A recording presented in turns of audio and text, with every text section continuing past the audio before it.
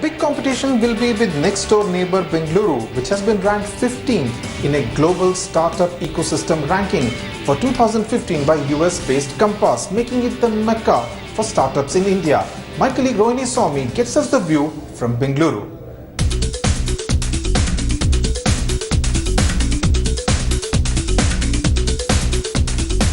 It is a busy morning at MK Dabbawala in Bengaluru. The culinary startup has tapped into Bengalurians' craving for good food and the demand for both offline dining experience and online deliveries by creating dedicated hubs for delivery. MK Dabbawala is one of the new age restaurants that has found a place in the smartphone and allied to make their startup story a success.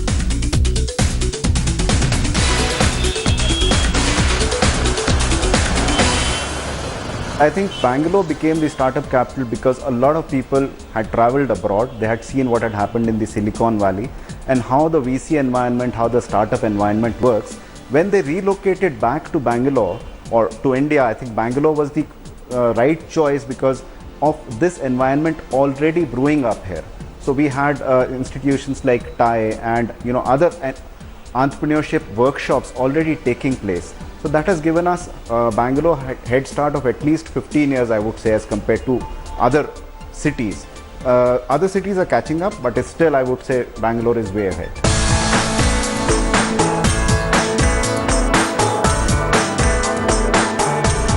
Chumbak, a name synonymous with attractive lifestyle products, tapped into cities' willingness to give a startup a chance. 5 years after it started, it has registered 200% year-on-year growth, with online sales contributing to 30% of its business.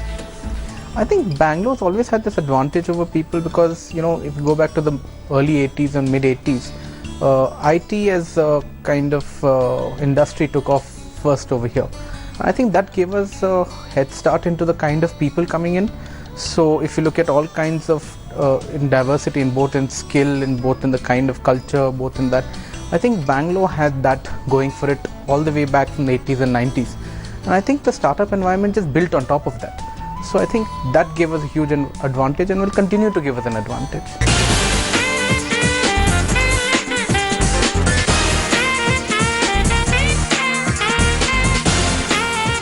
Bengaluru has more than 4,000 active startups, making it the largest ecosystem in India.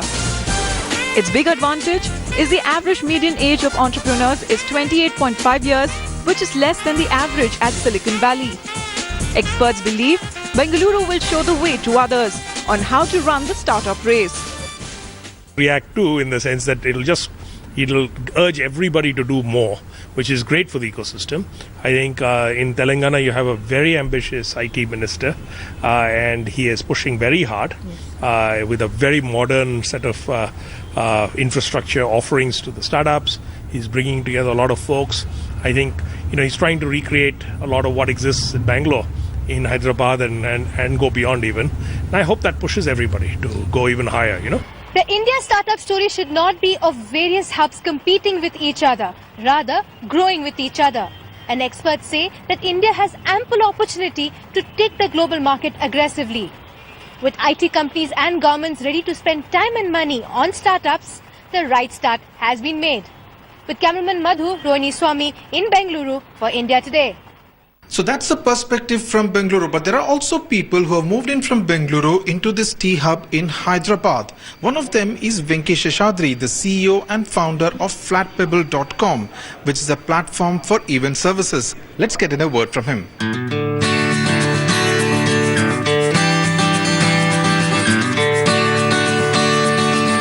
We've always felt that Bangalore is the primary source of great quality talent, but it's also becoming a very expensive place for talent at the same time.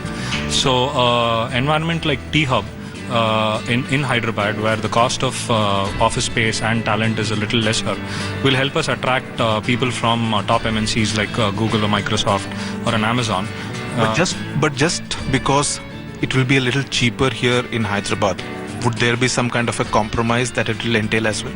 Not really. I think the big MNCs are still based out of Hyderabad as well.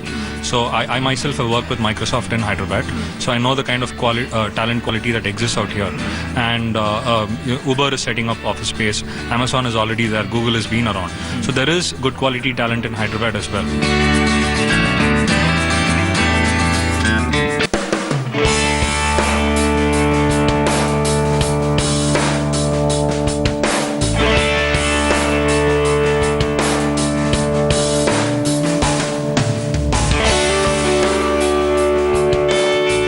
This is going to be the showpiece as far as the startup culture ecosystem in Telangana is concerned. With me is the tech-savvy IT Minister of Telangana.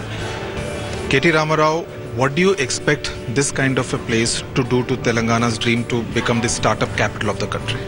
Well, firstly, I think young Indians today are not content in wanting India to be called the back office of the world anymore. So to give wings to their aspirations, we've created this space which is world class definitely, and we want them to actually come here, dabble in innovation, try and explore, and come out with a definite Google or a Facebook or a Twitter, or one of these big breakthroughs from India and preferably from Hyderabad. Now, when you talk of the startup capital of the country, it's a dream. It's a dream because Bengaluru still continues to be the big daddy of startups. What is the roadmap that you're looking for Telangana? Well, in today's world, I think geographical locations do not really confine or stifle you in the sense of what you want to achieve. So, a country like Israel is doing a huge. It's been able to create a huge buzz in the startup world. Likewise, we want India also to achieve and to basically take its rightful position in the startup scene. And so far what Bangalore has done has been impressive, but this is the country's largest technology incubator, be it in the public space or the private space.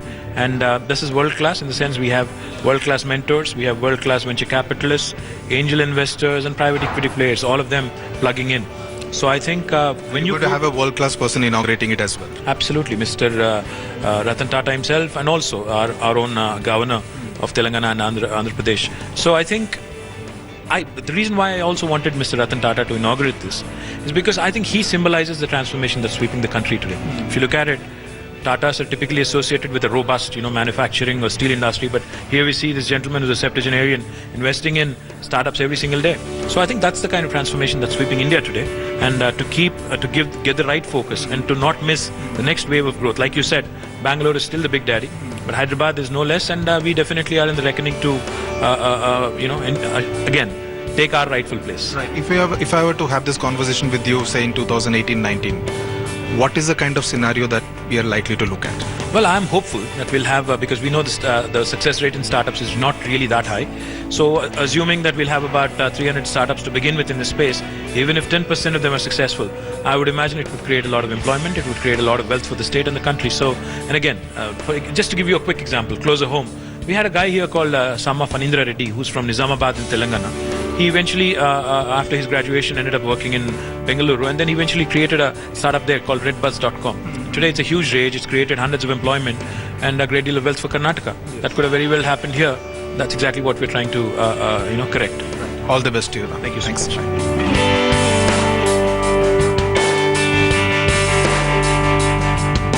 These are still baby steps. In 2018, T-Hub plans to become bigger by moving into a 3 lakh square foot space, accommodate some 800 startups and provide employment to about 3,000 people.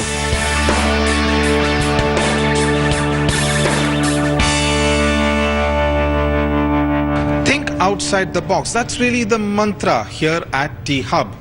That's it then on this special broadcast of Upsa. Do write in to let us know what you thought of this episode.